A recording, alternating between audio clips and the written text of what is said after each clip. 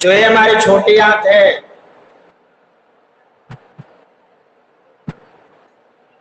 को व्यवस्थित आवाज आ रही है? Yes sir. यस सर, आ रही है। ओके।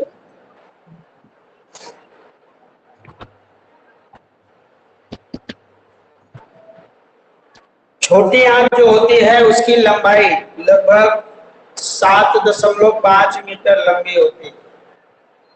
छोटी आंत की लंबाई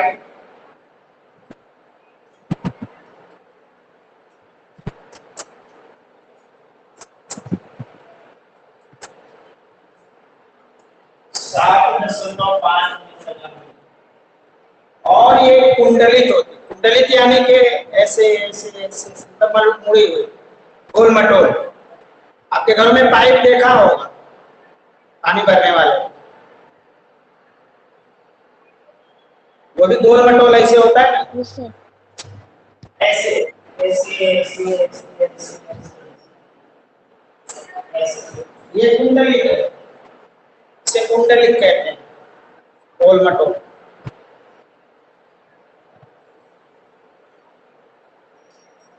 दूसरा सबसे बड़ा बात जो छोटी आंत की है, ये यकृत और अग्नाशय से स्राव प्राप्त करती है। यकृत और अग्नाशय,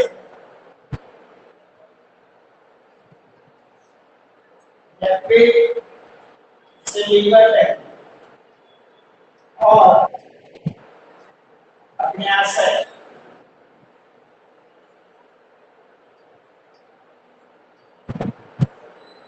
से स्राव, मतलब जो रस है, पाचक रस, एंजाइम्स से प्राप्त करते हैं।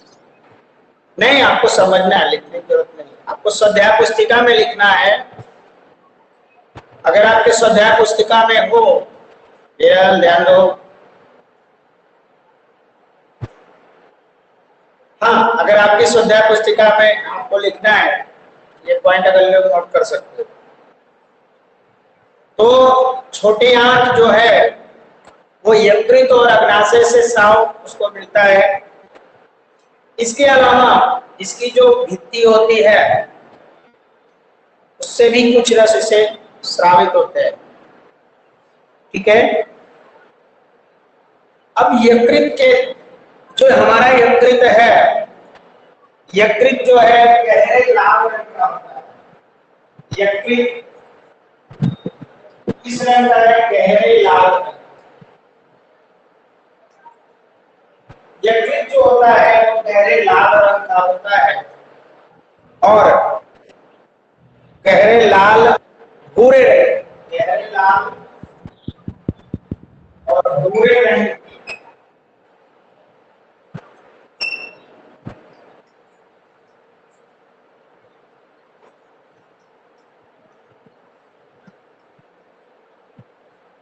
यानी हमने देखा कि जो छोटी आंत है, जो छोटी आंत है उसकी लंबाई 7.5 मीटर होती है। फिर जो छोटी आंत है उसमें यकृत और अग्नाशय से उसे स्राव मिलता है। फिर हमने देखा इसके अलावा इसकी इसकी भित्ति में, इसके बाहर की जो दीवारें हैं, सेल वॉल है, उसमें से भी कुछ रस इसे मिलते हैं।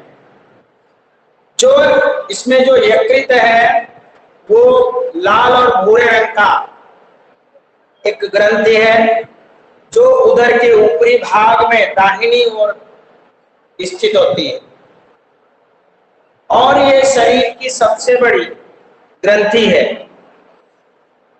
हम किस ग्रंथि की बात कर रहे हैं? यकृत की। जो यकृत है वो शरीर की सबसे बड़ी ग्रंथि है। कौन? यकृत शरीर की सबसे बड़ी ग्रंथि है।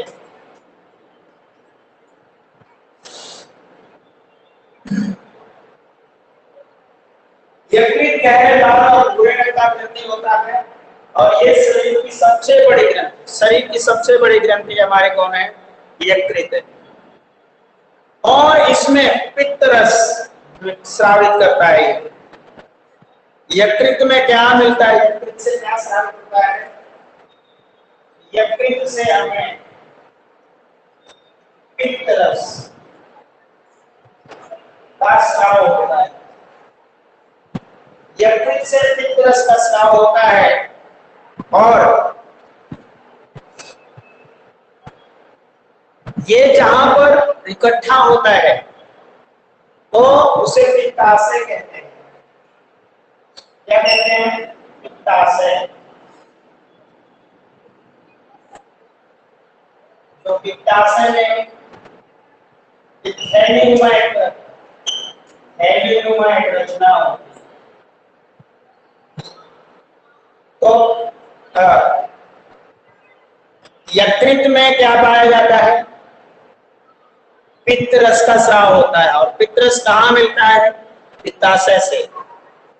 पित्ताशय से पित्त रस का स्राव होता है। और ये सब कहाँ पाए जाते हैं बच्चों? ये सब हमारे छोटे आंत में ये प्रोसेस होता है। क्लियर? फिर से समझिए, जो छोटी आंत होती है उसकी लंबाई 7.5 मीटर होती है। छोटी आंत में यकृत और अग्न्याशय रस का स्राव होता है। इसके अलावा इसकी जो भित्ति होती है उससे भी ये स्राव करती है, कुछ रस स्रावित होते हैं। फिर यकृत जो होता है वो गहरे लाल भूरे रंग का होता है, जो उदर के ऊपर दाहिने भाग में व्यवस्थित रहता है। ये जो यकृत है वो शरीर की सबसे बड़ी ग्रंथि होती है, जो एक थैली जैसी रचना है, और इसमें पित्त रस का स्राव होता है। और जो सारा पित्त रस है वो कहाँ इकट्ठा होता है? पित्ताशय में। पित्ताशय में जाकर एकत्रित रहता है। पित्त रस का कार्य क्या है?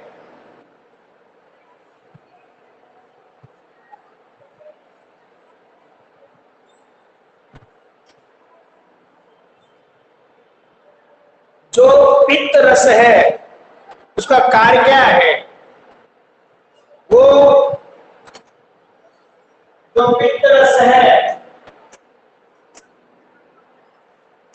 ये वसा का पाचन करता है।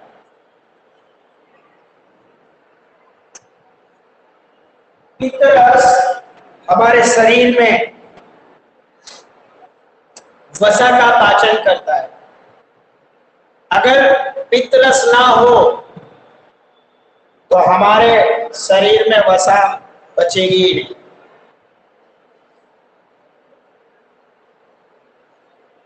अब हमने देखा कि हमारे शरीर, हमारे जो क्षुद्रांत है उसमें यकृत और अग्न्याशय ये दो स्राव यानी रस उत्पन्न करते हैं, जिसमें से हमने यकृत के बारे में सीख लिया। अब हम अग्न्याशय के बारे में सीखेंगे। जो अग्न्याशय है तो पित्त रस वसा का पाचन करता है। अब हम पढ़ेंगे अग्न्याशय। इसी में अग्न्याशय के बारे में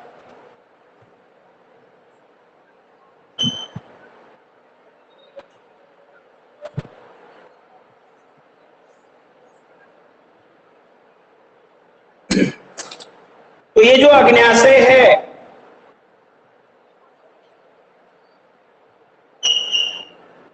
ये जो है ये हल्के पीले रंग के। अग्न्याशय किस रंग में पाया जाता है? पीले रंग की, मतलब हल्का पीला रंग की एक बड़ी ग्रंथि है। हल्के पीले रंग की एक बड़ी ग्रंथि है।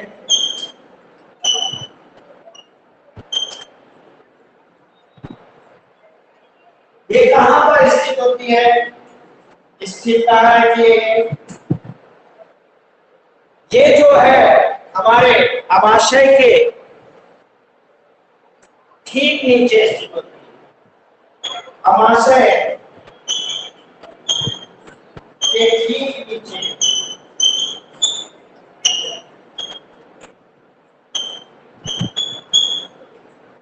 स्थित होती है। मतलब ये कहाँ पाई जाती है? अमाशय के ठीक नीचे ये यकृत पाई जाती है। ये किस रंग की होती है? हल्के पीले रंग की। बड़ी ग्रंथि है और अमाशय के ठीक नीचे पाई जाती है।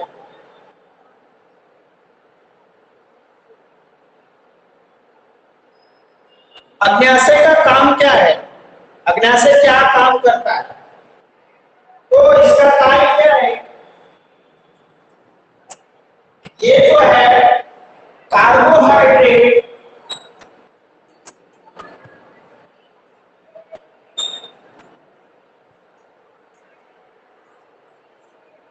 और प्रोटीन, जो भी हमारे शरीर में कार्बोहाइड्रेट्स और प्रोटीन होते हैं, कार्बोहाइड्रेट वाले पदार्थों को और प्रोटीन वाले पदार्थों को ये पचाता है, यानी उनको सरल अणुओं में परिवर्तित कर देता है, तोड़ने का काम करता है। कार्बोहाइड्रेट व प्रोटीन को सरल पदार्थों में कन्वर्ट करता है।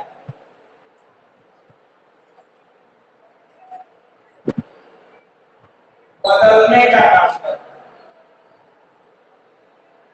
यानी जो अग्न्याशय है वो कार्बोहाइड्रेट और प्रोटीन का पाचन करता है या उसको सरल पदार्थों में बदलता है।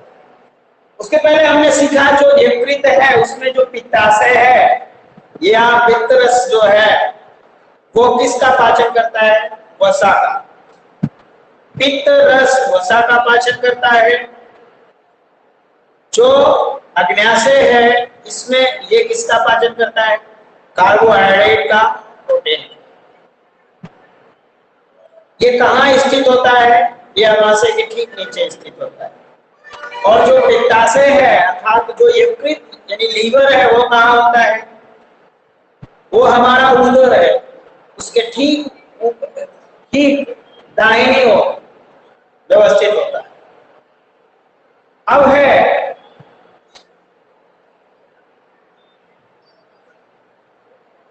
जो भी भोजन, जो हमारा भोजन आंशिक रूप से मतलब थोड़ा सा जो ये सारा भोजन पच गया, उसके बाद जो बचा हुआ भोजन है, विरल दीदी आप बहुत परेशान हो रहे हो, क्या बात है?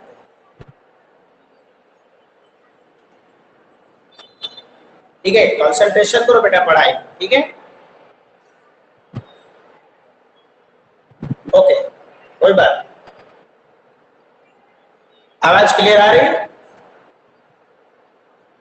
यस सर, आ रही है। ओके बेटा, चलिए अब ये हमने देखा कि अग्न्याशय ये भूरे रंग पीले रंग की बड़ी ग्रंथि है जो अमाशय के ठीक नीचे होती है। अब कार्बोहाइड्रेट और प्रोटीन के पाचन में अग्न्याशय अपनी महत्वपूर्ण भूमिका निभाता है। इसके साथ ही साथ जो भोजन आंशिक रूप से बचा हुआ जो भोजन है, जो भोजन आंशिक रूप से बचता है वो क्षुद्रांत के निचले भाग में जाकर टिकता है, पहुंच जाता है नीचे भाग में, छोटे आंत के नीचे भाग में। अब वहां पे आंत रस उसका पाचन करता है, आंत रस, ठीक है। जो भोजन बचता है वो छोटी आंत के नीचे भाग में पहुंचता है और उसे आंत रस भक्षित करता है। शेष बचा हुआ भोजन यह भी अग्न्याशय का था।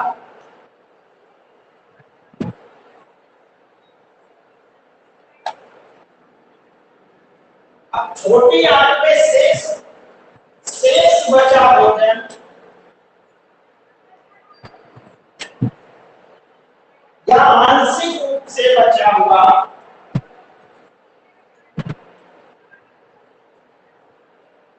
जो भी हमारा भोजन आंशिक रूप से बचता है वो हमारे कहां पे पहुंचता है? आंतरस में। ठीक है, आंतरस में।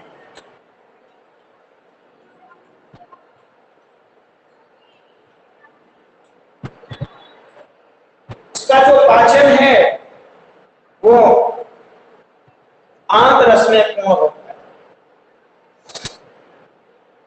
कार्बोहाइड्रेट किस रूप में बदलता है?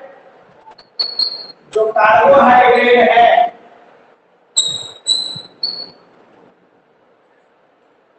कार्बोहाइड्रेट का जब पाचन होता है तो वो किस में बदलता है?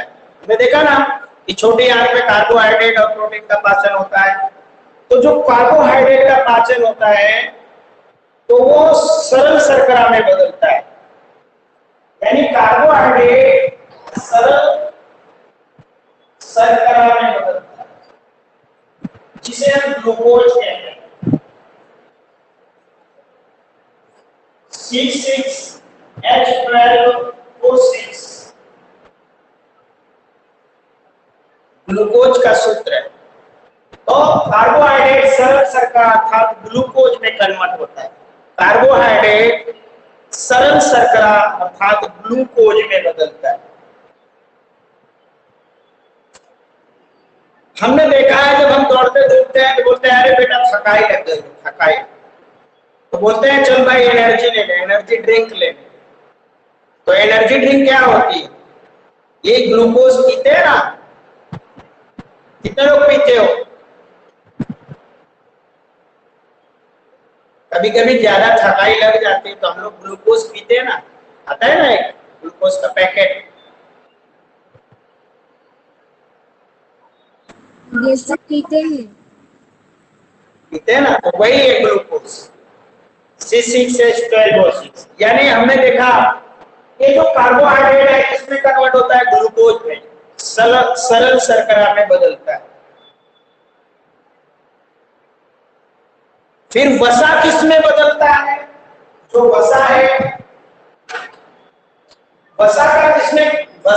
प्रोटीन वसा और कार्बोहाइड्रेट। तो वसा किसमें बदलता है? वसा जो है वसा अम्ल और ग्लिसरॉल में बदलता है। ये वसा अम्ल और ग्लिसरॉल,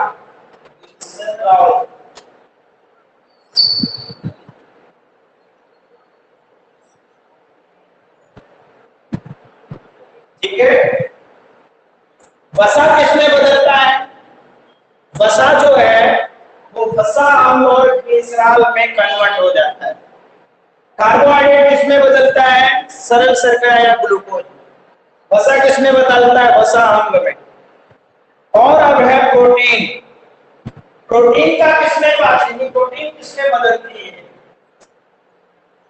तो प्रोटीन जो होती है वो किसमें कन्वर्ट होती है? एमिनो अम्ल में।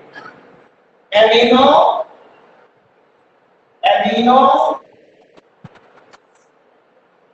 अम्ल में। हम लोग को एसिड कहते हैं, अंग्रेजी में इसका नाम है एसिड, एमिनो एसिड या एमिनो अम्ल में। तो हमने देखा कि जब हमारा भोजन छोटी आंत में जाता है तो उसमें दो प्रकनी यकृत और अग्न्याशय वो उसका पाचन करते हैं। यकृत लाल भूरे रंग की होती है जो हमारे उदर के ठीक ऊपर दाहिनी तरफ स्थित होती है। ये जो यकृत है सबसे बड़ी हमारे शरीर की ग्रंथि है। यकृत में कौन सा रस स्रावित होता है? पित्तरस। यकृत यानी लीवर में पित्तरस निकलता है जो एक पित्ताशय नुमा थैली में रहता है, ठीक है। और ये पित्ताशय का काम क्या है? भोजन का पाचन करना। पित्ताशय भोजन का काम करता है। उसके बाद दूसरा है अग्न्याशय। अग्न्याशय एक गहरे भूरे रंग की यानी हल्के पीले रंग की एक ग्रंथि होती है जो हमारे अमाशय के ठीक नीचे होती है। फिर उसके बाद अग्न्याशय क्या काम करता है? अग्न्याशय कार्बोहाइड्रेट और प्रोटीन का पाचन करता है। कार्बोहाइड्रेट किस में कन्वर्ट होता है? कार्बोहाइड्रेट सरल शर्करा अर्थात ग्लूकोज में बदलता है। फिर वसा जो है वो किस में बदलता है? वसा अम्ल और ग्लिसरॉल में बदलता है। फिर प्रोटीन का जो पाचन है वो किसमें होता है? प्रोटीन अमीनो अम्ल में परिवर्तित हो जाती है। तो ये है हमारे छोटी आंत में जो ये प्रोसेस होता है। ठीक है,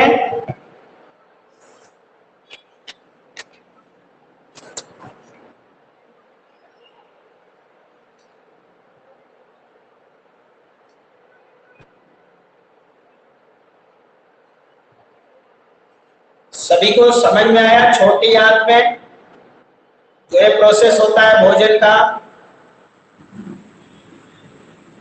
सिर्फ विरल जी ने दीदी ने ही वीडियो ऑन रखा, बाकी नहीं रखता है, जिससे कि सब सो रहे हैं वीडियो चालू है ना, सो रहे हैं जैसे। सर आप लोगों को सुबह सुबह हमारा चेहरा देखना अच्छा नहीं लगता है, क्यों भाई? मुझे देखना अच्छा लगता है। रोज सुबह आ जाते हैं अजीत सर। अजीत सर रोज सुबह आ ही जाते हैं। मम्मी पापा का चेहरा ना देखो, भगवान का चेहरा ना देखो, पर ये अजीत सर का चेहरा जरूर दिखता है, क्यों भाई? है ना, सुबह सुबह आंख खुलती है कि अजीत सर आ ही जाते हैं। विरल दीदी सही कह रहा हूँ ना? बहुत परेशान करते हैं Ajit sir. No sir. Lockdown में भी आराम से सोने नहीं दे रहे हैं, क्यों भाई? नहीं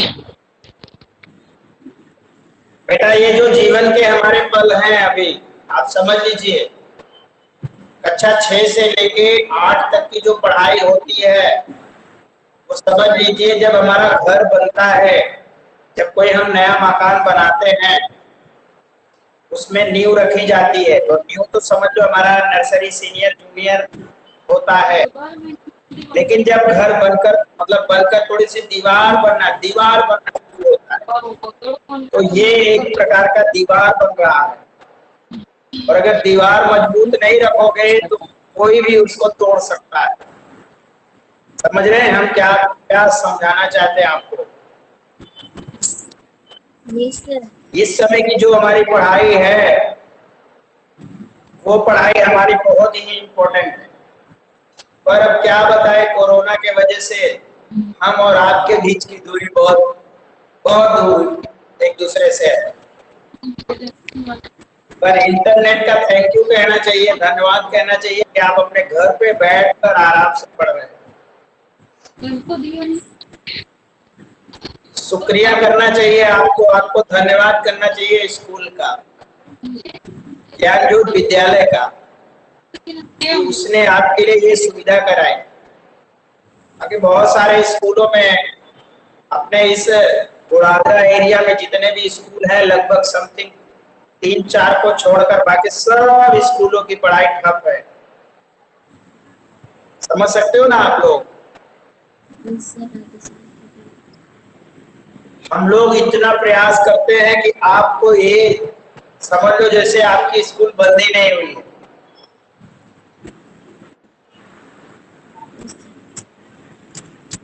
अभी आप नहीं समझोगे इस शिक्षा का महत्व, पर आप जब बड़े हो जाओगे ना तब आपको समझ में आएगा कि सही बात है सर क्या बोल रहे थे, क्योंकि पढ़ाई का हमारे जीवन में बहुत इम्पोर्टेंस है। तो बच्चों जुड़िए, ज्वाइन होइए।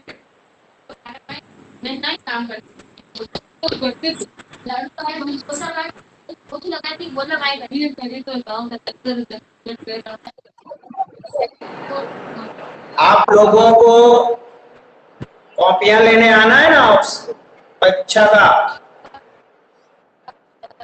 रुमाल दे दो। कब आओगे आप? सर कल चलिए, अब है क्षुद्रांत में अवशोषण। जो ये छोटी आंत है उसमें अवशोषण।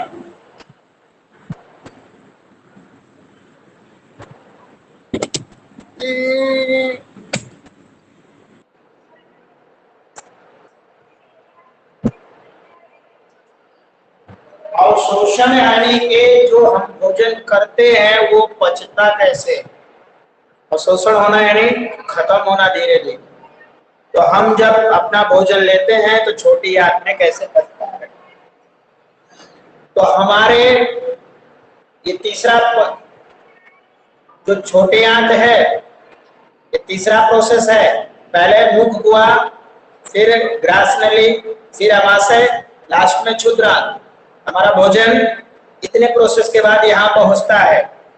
तो जो पचा हुआ भोजन है, जो भोजन हम खाते हैं, मुख से ग्रास नली, ग्रास नली से अमाशय, अमाशय से क्षुद्रांत, उसमें भी अग्न्याशय, यकृत, है ना, ये बहुत सारे प्रोसेस होते हैं। अब जितना पचा हुआ भोजन है वो अवशोषित होता है, मतलब एकदम जलता है। जब चावल डालो अपने घर में, खूब तेज आंच कर दो तो धीरे धीरे चावल क्या है, जल जाता है। उसी तरह से हमारा भोजन भी जलता है हमारे बॉडी के अंदर। तो क्षुद्रांत की जो भित्ति होती है, छोटे आंत में रही हुई जो भित्तियां हैं वो रुधिर वाहिकाओं में चली जाती है। रुधिर वाहिका यानी ब्लड में, ब्लड सेल्स में। हमारे बॉडी में नलिकाएं होती हैं जो जिनमें रुधिर होता है ना।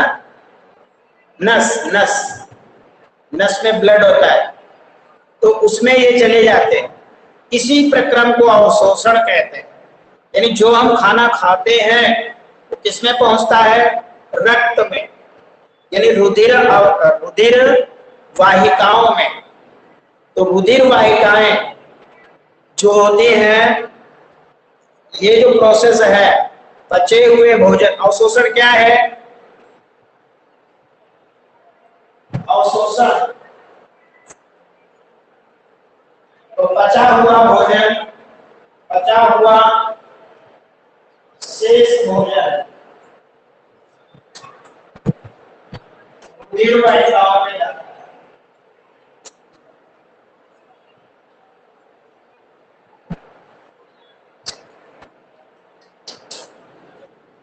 इसी प्रक्रिया को अवशोषण कहते हैं।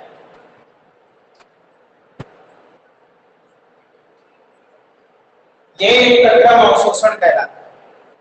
अब जो छोटे आंत है उसकी जो आंतरिक भित्ति है, दीवारें, भित्ति यानी दीवार, बाहर और अंदर, उसकी जो भित्ति यानी दीवार, जैसे ये घर है, घर के बाहर दूसरी, बाहर की दीवार, अंदर की दीवार, उसी तरह कोशिका की भित्ति होती है, कोशिका की दीवार होती है। तो इसमें जो छोटी आंत की जो भित्ति है उसकी जो आंतरिक भित्ति है वो आंतरिक भित्ति अंगुली के समान, अंगुली जो होती है हमारे हाथ की, उसके समान उभरी हुई होती है। इसी को ही दीर्घरोम कहते हैं। दीर्घरोम, इसी का दूसरा नाम है रसांकुर। दीर्घरोम या रसांकुर क्या है, तो क्षुद्रांत की आंतरिक भित्ति, छोटी आंत की आंतरिक भित्ति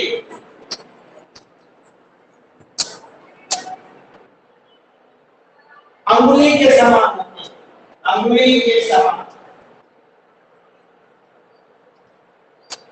संरचना वाले।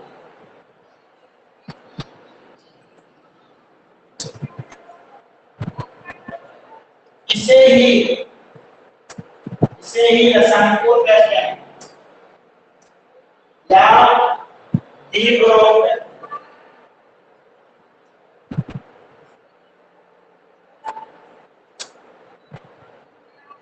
क्लियर? यानी कोशिका भित्ति की जो अंदर की दीवार है वो हमारे अंगुली की तरह पूरी, मतलब उभरी हुई संरचना होती है, इसको दीर्घरोम या रसांकुर कहते हैं।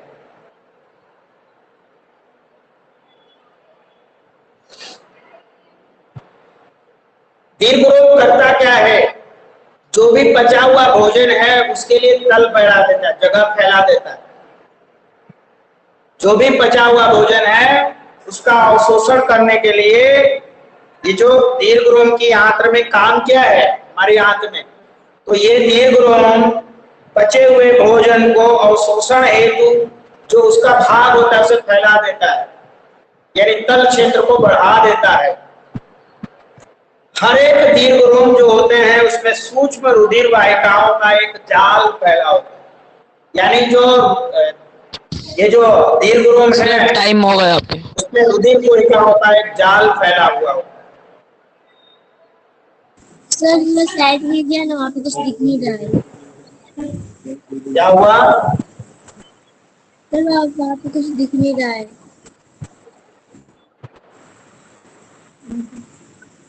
आवाज क्लियर नहीं आई।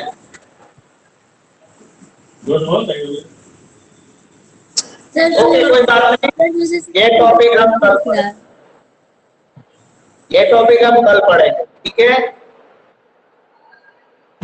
शेष बचा हुआ टॉपिक हम कल पढ़ेंगे। तो हमने इसमें ये दो चीजें सीखी। पहला दीर्घरोम सीखा इसमें, तो दीर्घरोम कैसा होता है, हमारी अंगुली के समान जुड़ा हुआ एक भाग होता है। दूसरा हमने इसमें देखा कि भोजन का अवशोषण, इसके आगे का प्रोसेस हम अभी इसमें सीखेंगे कि दीर्घरोम के बारे में और चर्चा करेंगे। तो इसमें जो शेष टॉपिक बच जा रहा है वो हम कल चर्चा करेंगे। अभी अपना लेक्चर यानी टाइम भी हो गया है।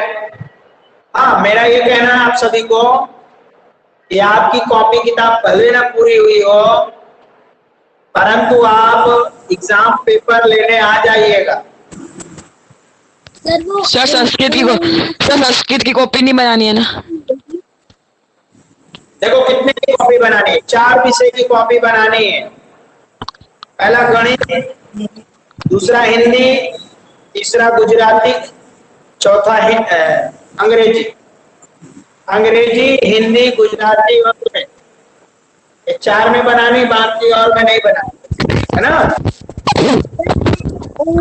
सर संस्कृत नहीं बनानी है ना? नहीं, संस्कृत की स्वाध्याय पुस्तिका में लिखनी है।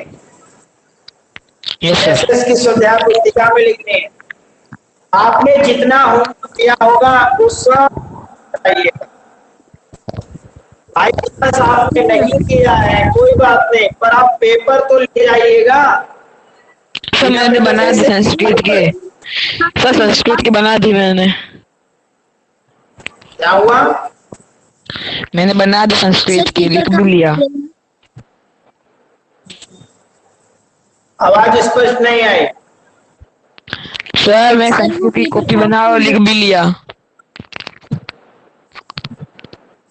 आवाज नहीं आई भाई, आवाज नहीं आई, सुनाई नहीं पड़ा। सर लिख दो क्या बोल रहे, चेक कर दो। सर मैंने कॉपी बना ली संस्कृत। किसकी? मैं संस्कृत की कॉपी बना ली और आप अपने संस्कृत वाले टीचर से पूछ लेना। वैसे संस्कृत की कॉपी में नहीं बल्कि मैं जहाँ तक जानता हूँ कॉपी में नहीं बनाना, तो स्वाध्याय पूरा करना। फिलहाल आप कंफर्म कर लेना, गणित में ही बनाना है, साइंस में नहीं बनाना। गणित की कॉपी है, विज्ञान की नहीं बनानी। ओके, चलो, वंदे मातरम।